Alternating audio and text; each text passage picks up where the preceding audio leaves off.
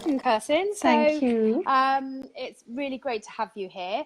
I wondered if you could, because I know that you joined Club Soda after you'd got quite a bit of time under your belt. So do you Yeah. want to describe your story and Say why how you I got joined, here. really? Yeah. Yeah. So I, like most people, just drinking was so normal for me. It was so part of everyday life. It was just, socializing with friends or drinking at home, or there was always an excuse to drink. It just was so stitched into my life.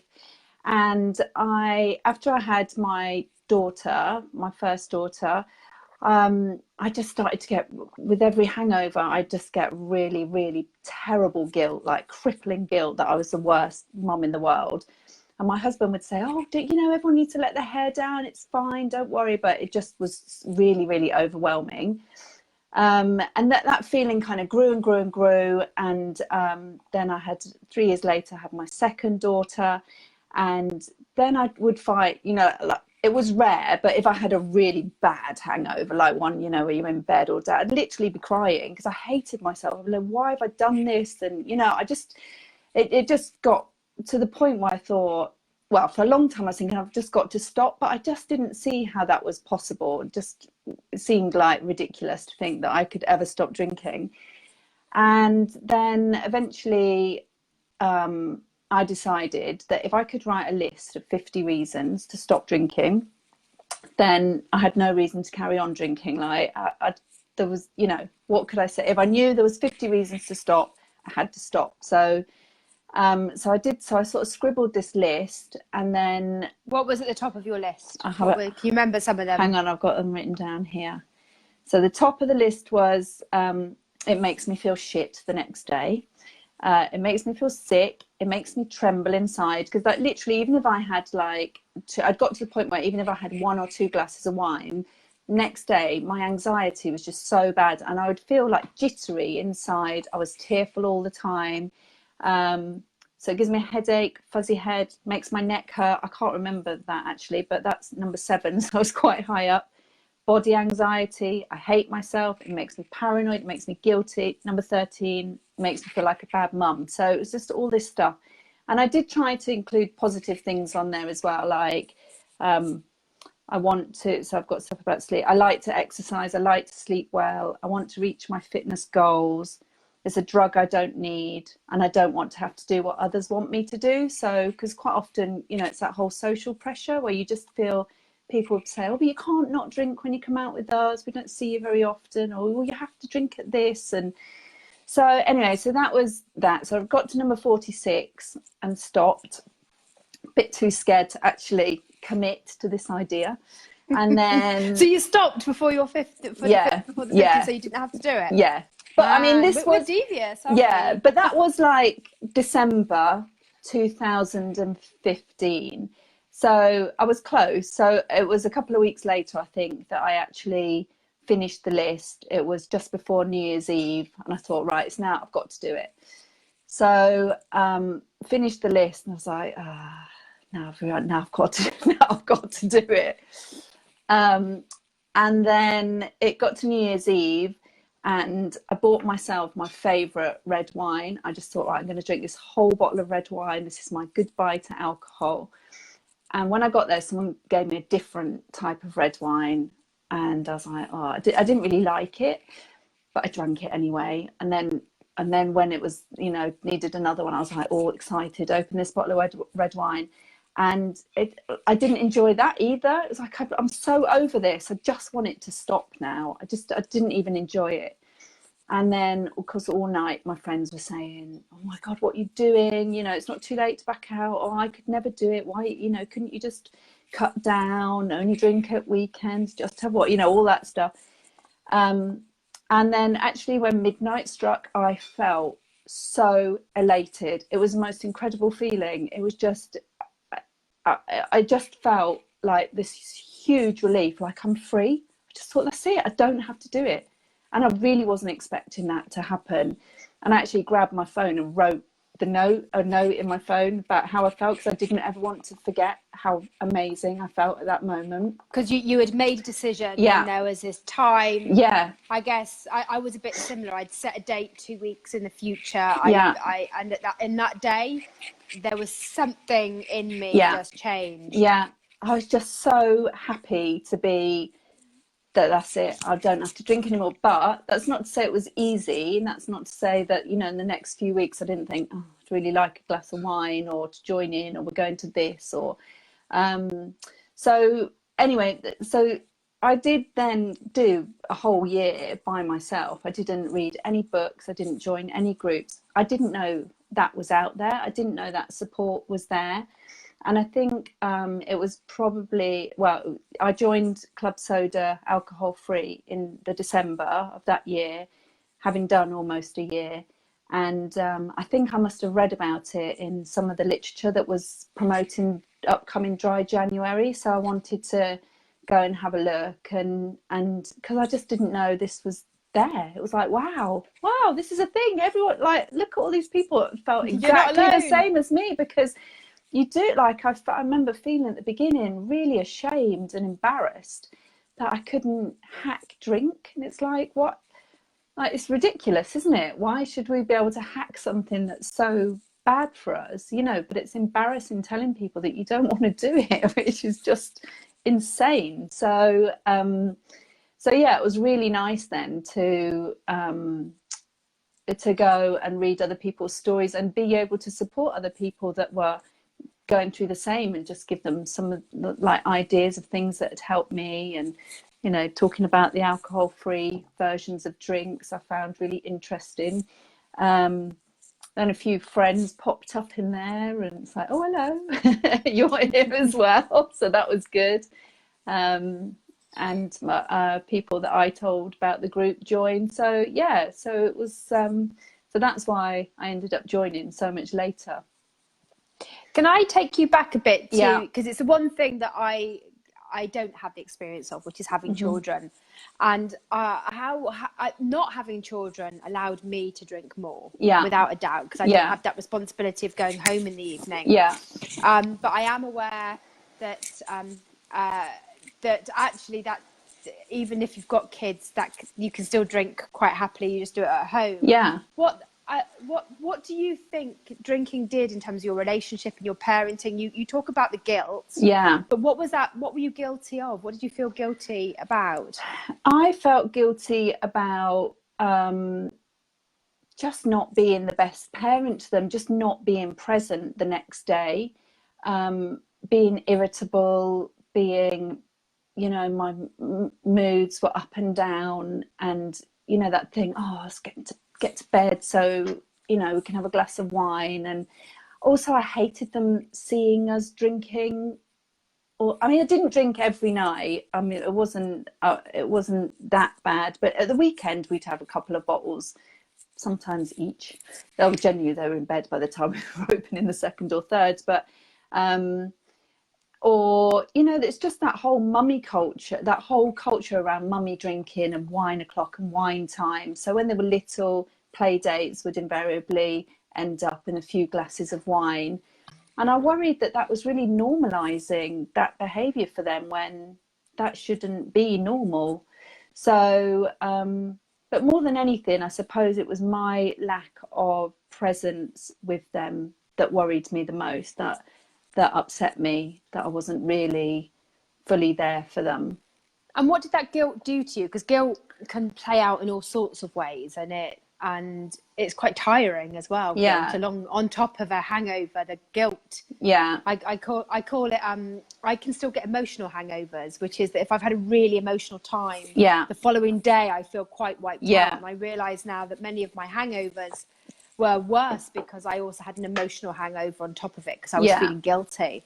How did that manifest itself for you? Anxiety.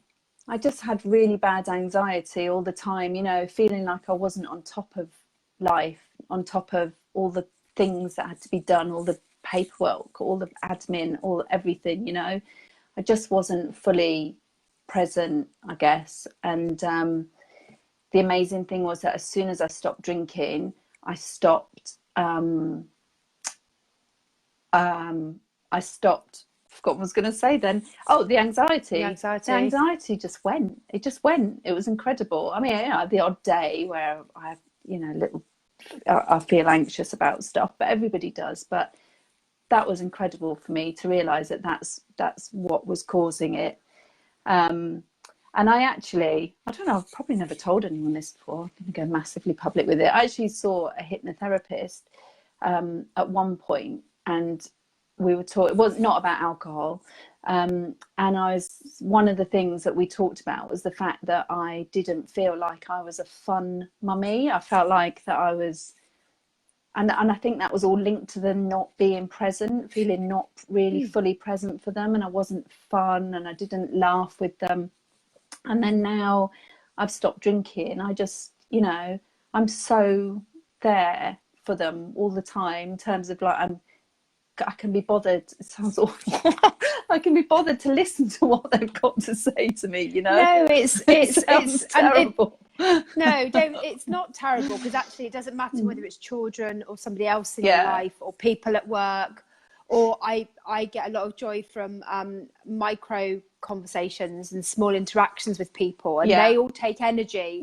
And I get so much joy from them that, it's the same thing, whether it's somebody close to you or just the person who you're buying a paper from in the shop. That's so true. And the other thing that I really found was that when I did sort of start going out again, everyone thinks that will be the hardest thing, that will be the worst thing, is going out and not drinking. And what I found was that my confidence was so much higher in that situation, and that I really enjoyed talking to people, and I'd find new people to talk to, and that I would find, and that we'd have proper conversations, and I would talk to people in our sort of social circle that I would never normally talk to, because I would be hiding behind the drink, and all I'd be interested in was hanging out with my mates and getting pissed, basically, sticking with my own little group, doing our own little thing, chatting about our stuff. And so, I guess that's all about the presence, isn't it? I'm more present for everybody, to listen to people and find out about them. And I'm glad you say that, actually, because a lot of people, because most of us have been anxious because of our drinking, or we've drunk because of social anxiety. We fear those occasions when we're in rooms with new people. But I think meeting new people is one of the most amazing things you can do in your life. It's how you build your friendships, and your friendships come in all shapes and sizes. And they may just be the person you meet that evening. And having the energy to be curious about other people is all you need for social interaction, to be able to ask that question. Exactly. And I've had and because I've been more open to talking to people, I've had some amazing conversations with people about my not drinking, and that has led to them stopping drinking. And that has never ever been my intention, to go out and help other people stop drinking, and I've never told one person, you sound like you've got a problem, or you would benefit from not drinking, you should stop drinking. I've never ever said that to anybody. But by being open to talking to people about it, rather than feeling ashamed of it, which after 6 months I was like, let's talk about it. And so now I've talked to loads and loads and loads of people about it, and quite a few of them have stopped drinking as well, which is amazing. But you don't have to tell people. No, it's just through positive role modeling. Well, I think it makes people sort of go, actually, I feel a bit like that. I got the anxiety. I'm worried about how much I drink. Then they sort of realize life can be okay without alcohol. There was one lady that I was talking to at backstage at my daughter's dance show. And then I bumped into her 3 weeks later, and we'd just been chatting for ages about the drinking. Again, she didn't particularly drink that much, but wasn't obviously very happy about how much she did drink. And then 3 weeks later, I was walking down the street, and someone grabbed my arm, and she was like, I've been waiting to see you, and I just wanted to tell you I haven't had a drink for 3 weeks. And I was like, I had no idea that she was that was going to happen. And it's really amazing. I think she's had the odd glass since then, but still, that's like probably a year later, and she's not drinking either. So being open to, and I would never have spoken to her before. I know I wouldn't. I'd have been like, oh, I can't be bothered talking to new people. So yeah, that's good. That's cool. Yeah. So another thing to talk about is, because you joined the group when you'd got some time under your belt. Yeah. So what do you even get from joining a group now that you've got the confidence to carry on? Surely you should just go off and get on with your own thing. Yeah, that does cross my mind sometimes. And when I first joined, I was worried that actually immersing myself in a group like that would perhaps set me back, because it would make me think that this was a thing more, whereas it was just by then something I just did. It was just part of my life, but I didn't want to make it, I was worried that it might feel more severe than it really was. You think about drinking a lot if you're in a group. I mean, I've given up 7 years now, and I still have to think about not drinking a lot, because I'm doing it on behalf of everyone else. Exactly. So, but what I found with joining the group was, first of all, it's lovely to realise that there's lots of other people like you, and that this whole community exists, and that this is such a growing trend, is amazing. I love that. But also I love seeing people's before and after pictures. I love that when they, Have you ever seen mine? I don't, I'm not sure. I might put it up in the webinar afterwards. Okay. In the chain. Okay. It's quite shocking. Yeah. But I love those. Even there was someone posted one recently in the alcohol-free group, and he'd just been 12 days not drinking, and the difference was incredible. So I love seeing those pictures. My cat's just come in. I love seeing those pictures.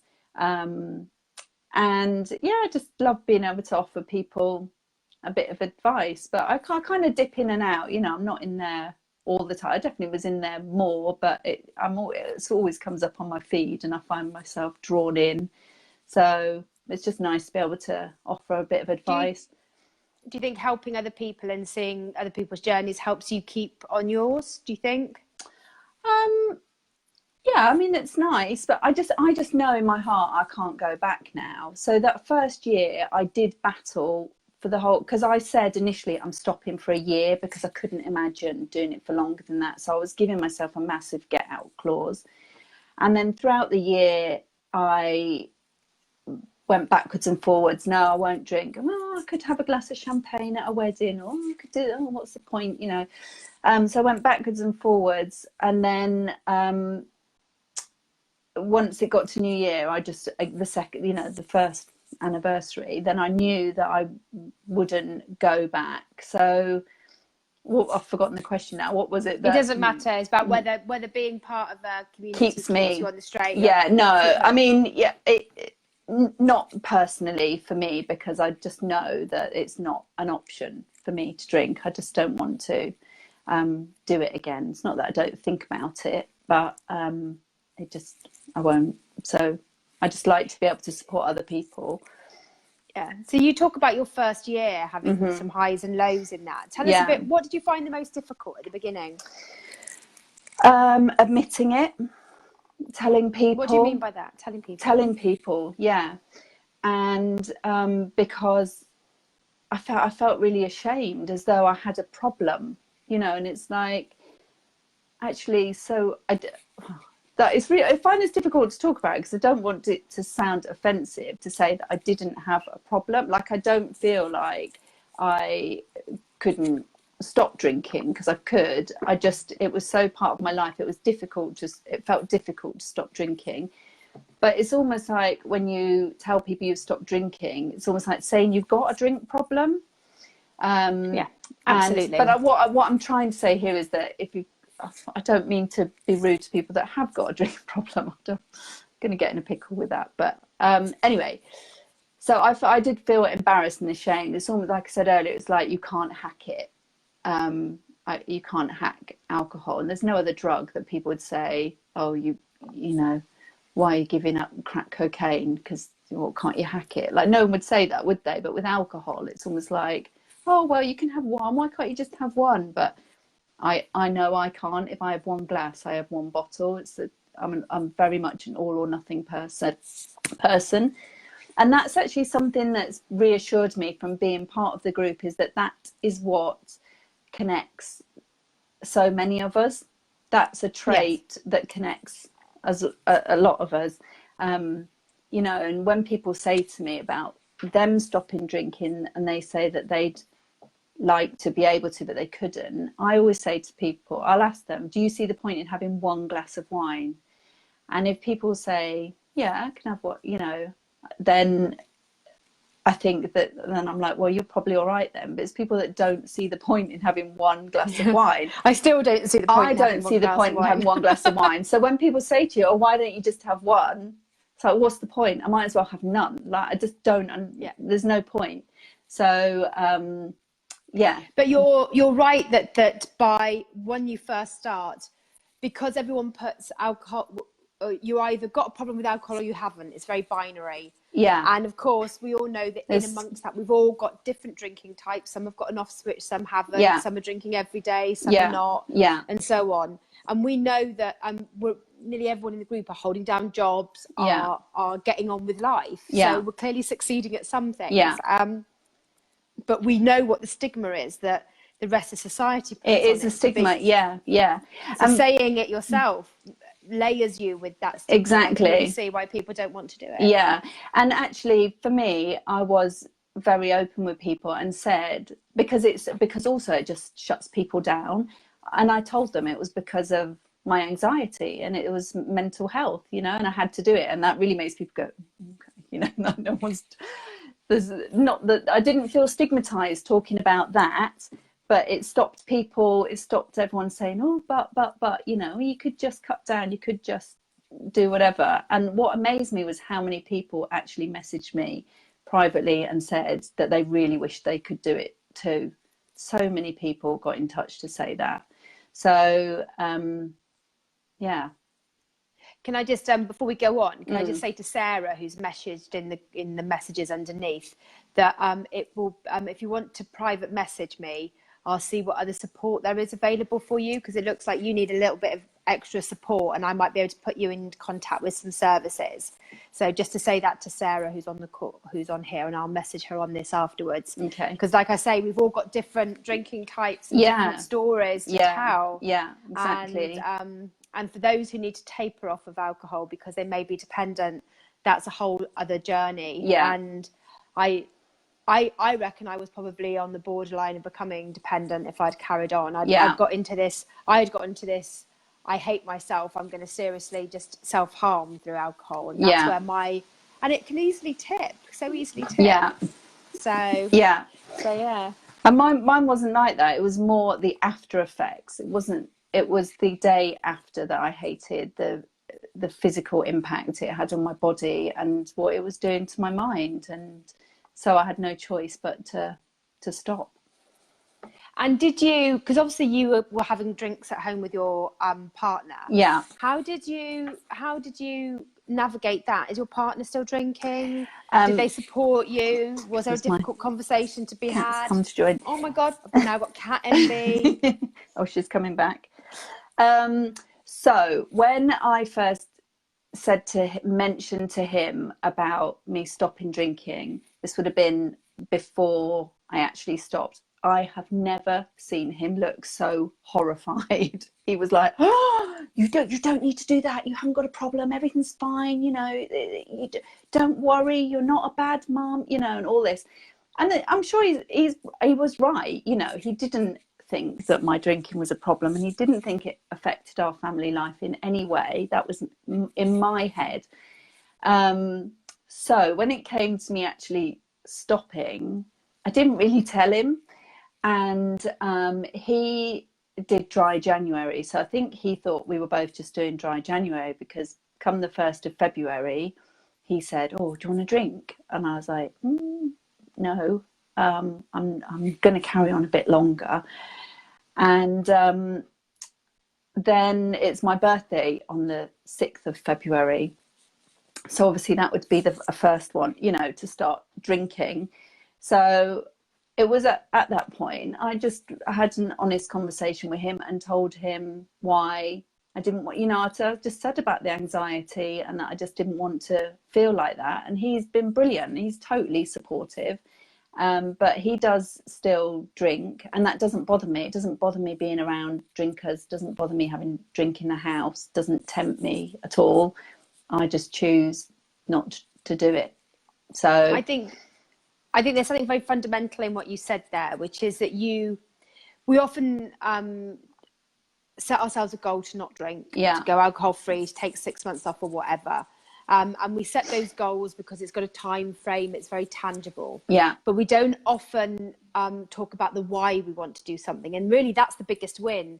The win isn't 6 months off drinking or the year off drinking or whatever. Yeah. The win is dealing with your social anxiety and the anxiety you were feeling. Yeah. And you were able to admit to yourself that was the ultimate goal, was to deal with your anxiety. By having a conversation with him about that, he could see why that was important to you. So it made it easier for him to understand that this wasn't just you doing something to be awkward. For the point of it, for the hell of it. It was something because you had something you wanted to gain from it. Yeah. And I think that's really important when we do the Whoop-In Club Soda, where we talk about the wish, which is to change our drinking. What's the outcome we want? What is it deep down we really want to do? And I think what worked for you is you connected very fundamentally with the outcome that you wanted. Yeah, that's true. And it took me years and years to get there. I had this love-hate relationship with alcohol for years. I wanted to stop and I couldn't. And I think it was obviously when I finally made that connection that, when I got to the point where I was weepy, that after having 2 glasses of wine, the next day it was just like, what am I doing? This is, suddenly that connection was so obvious. And so that was it. And I think it was after telling him and him realizing that that's why I had to do it, that I then got a bit braver and was quite open with other people that that's why I'd done it as well. And like I say, it also stops people in their tracks from the pressure of, oh, why don't you you could just, giving you reasons why you should just try and do it at weekends or just have one or stop at one and all that. If you say it's because of my mental health, then everyone's like, oh, okay, fair enough, Yeah. And well done. 100% people were supportive towards the decision once I said I was doing it for a year. I think doing it for 6 months, doing it for 1 month is actually much harder than doing it for a year, because there's always something happening in that month that people always think you need to drink at. And so you think, oh, it's just that, better drink at that. But when you get to the point where you're going to do a whole year, and I was bridesmaid at my best friend's wedding. We did a 4-day hen weekend in Parma. I had my brother's wedding. I had a holiday in France with 2 other families, which is always really boozy. And my mother-in-law died suddenly.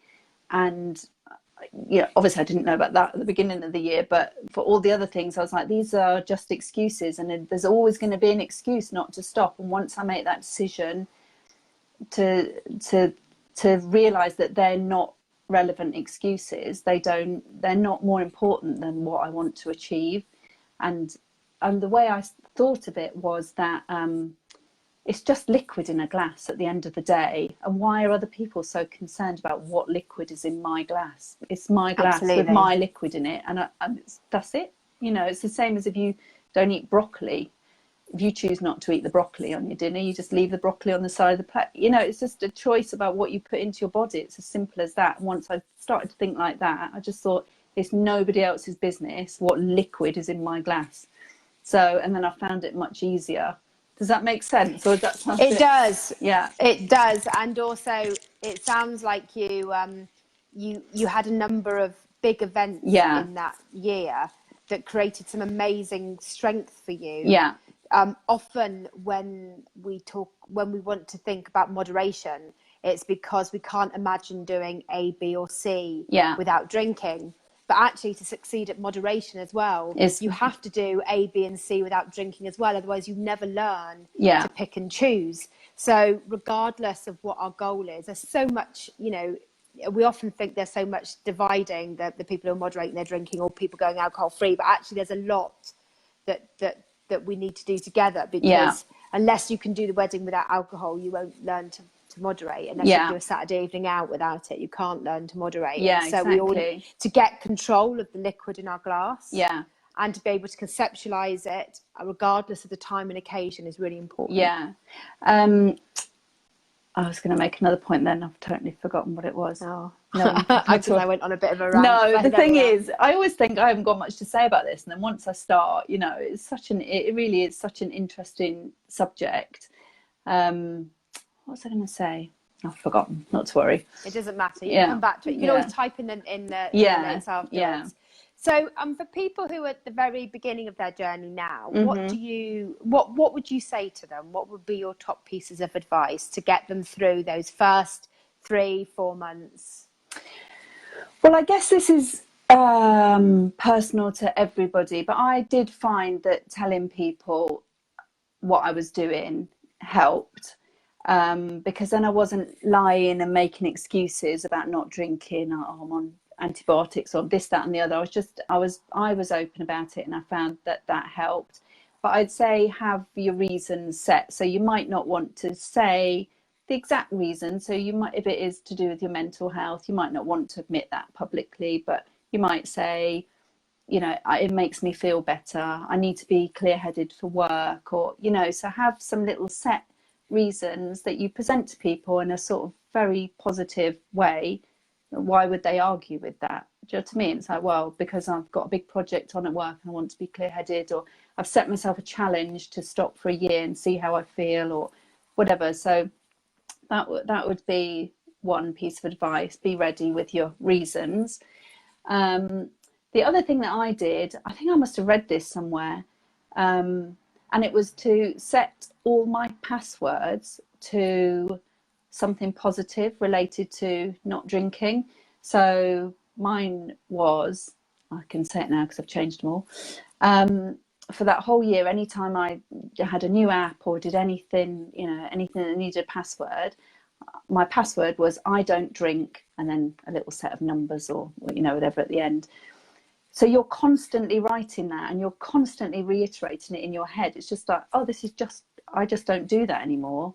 And that really helps solidify the idea. It's worked for me as well. Yeah, it's from bits of advice that we give in our how to get started. Actually, we just go and change all those passwords. Yeah, exactly, because it's not like you're not fighting with yourself over the fact that you don't drink anymore. You're constantly reminding yourself, oh, I don't do that.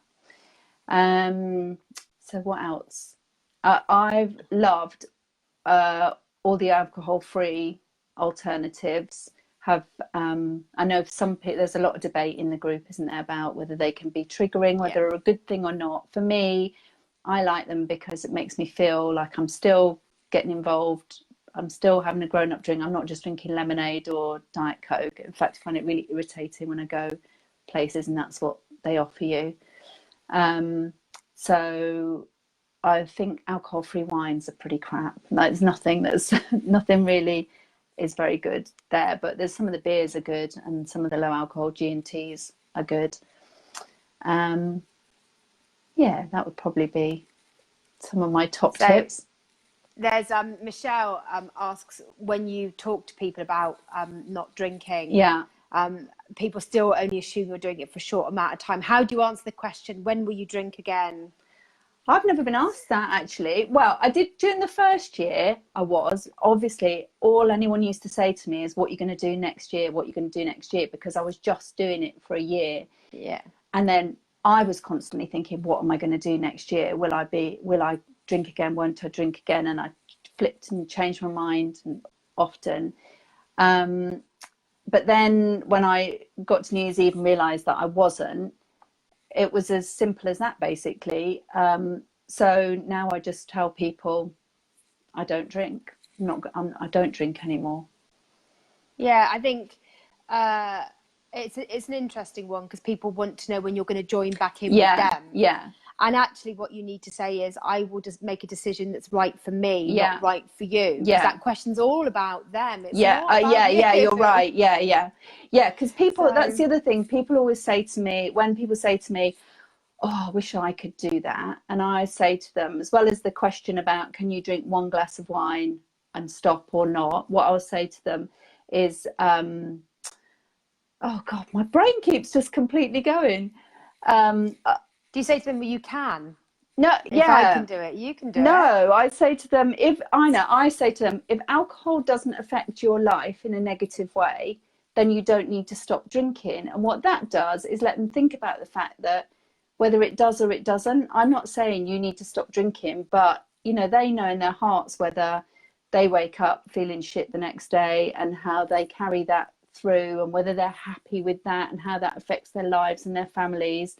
It's not me saying to someone, you need to stop drinking, but it's me saying, have a little think about whether you need to think about either reducing or stopping drinking. They're really good. And I mean, Michelle, the answer to your question is I think the whole of changing your drinking is about learning to treat yourself with consent. Yeah. About doing the things that you think are right for you, not doing things that other people think you should be doing. Yeah. And so you're not only practicing changing your drinking, but you're also practicing making decisions that are right for you. Doing what you want to do. Yeah. Yeah. And the more confident you get at saying to people, well, it's not, you know, I will decide when I'm going to drink again, or I don't know yet. It's absolutely fine. And the more you say that with confidence, because that is your decision. Yeah. That is also a good skill to develop over your time of drinking. So don't feel that those questions are continually pestering you. They're questions that are designed to challenge you, to keep reasserting what you want for you. Yeah, and I think that's really important. So I don't know how long whether Michelle has decided is just stopping for a year, just like I did initially. I think I always knew I was going to carry on, but I couldn't. That was too long for me to think in the first instance. So saying a year was the easiest way for me to deal with it initially. But like I say, people would always ask, what are you going to do next year? And I was just honest through all of that and said, I don't really know. And like I say, I constantly thought about it then. And then what I found is when I started the second year, once I made that decision, I knew that was then the decision made. And then I could say, that's it. I don't drink anymore. I won't be drinking anymore. Whereas the first year, there was still always that kind of question, will I, won't I? And everybody asked it. Everyone wanted to talk about that, which was fine. But what does Michelle say? Decided to stop for a year too. Yeah. Well, I think once you've got a year under your belt, that's the other thing. Once you've got a year under your belt, what's the point of going back? You've proved you can do it for 12 whole months. There is no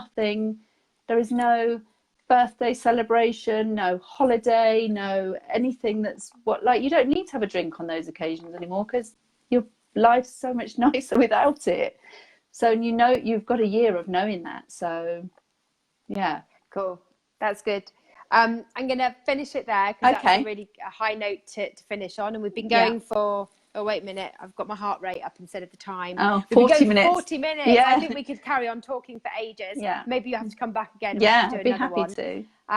For those of you who might have just started watching, you can watch again from the beginning after we've finished. So you can do that. And it will also be on tomorrow's email and on YouTube.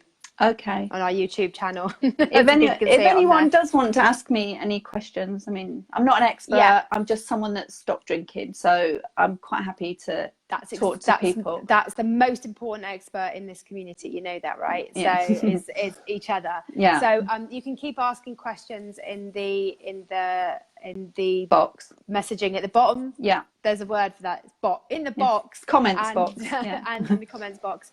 And there'll be another webinar in a couple of weeks' time. Thank you so much for your time. Thank you. Thanks for asking me. Lovely to meet your cat as well. Oh, yeah. She's gone again now. All right. Thanks a lot. Okay. Bye. Bye.